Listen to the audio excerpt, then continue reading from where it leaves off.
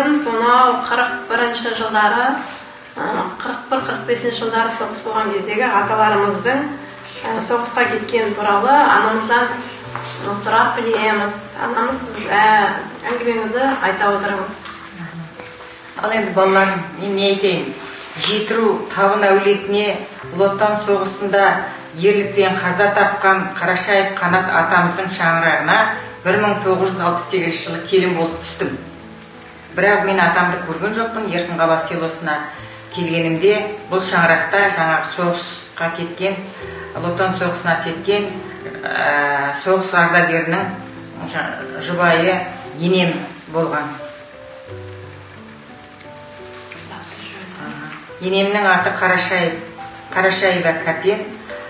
Атамыздан жесір қалса да жаңағы жалғыз мен келген жолдасым жалғыз ұлы Қанат Шораны тәрбиелеп өсіріп, оқытып, аяқтандырған, жаңағы оқытып өзінің әлінің келгенше қиын жағдайларға қарамастан атамыз туралы ол енемде айтқанда ұзын бойлы атамыз Құран ұстаған, қыр мұрынды, өте байсалды, жақсы азамат болған екен. Ал 41 жылдың соғысына дейін осы Еркінқала ауылында жұмыс жасаған, өзі жеке кәсібі болған, дүкен ұстаған, селомызда инспектор болып қызмет еткен, балық шаруашылығына да бәріне қатынасқан жаңағы азамат екен.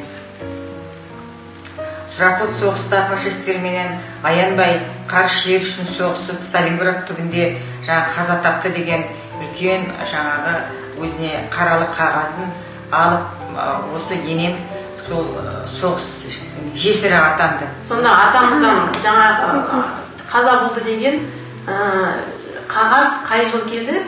85 жылы келді.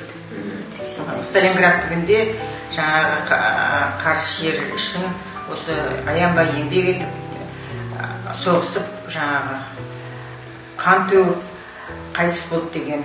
Мен енді сол жаңағы Қанат атамыздың Ұлы Шорадан көрген жаңағы үлкен ұлым, қазір тілегеннен көрген немерем Шора Рахман, қазір таңда Назарбаев Зияткерлік мектебінің 9 сыныбының оқушысы.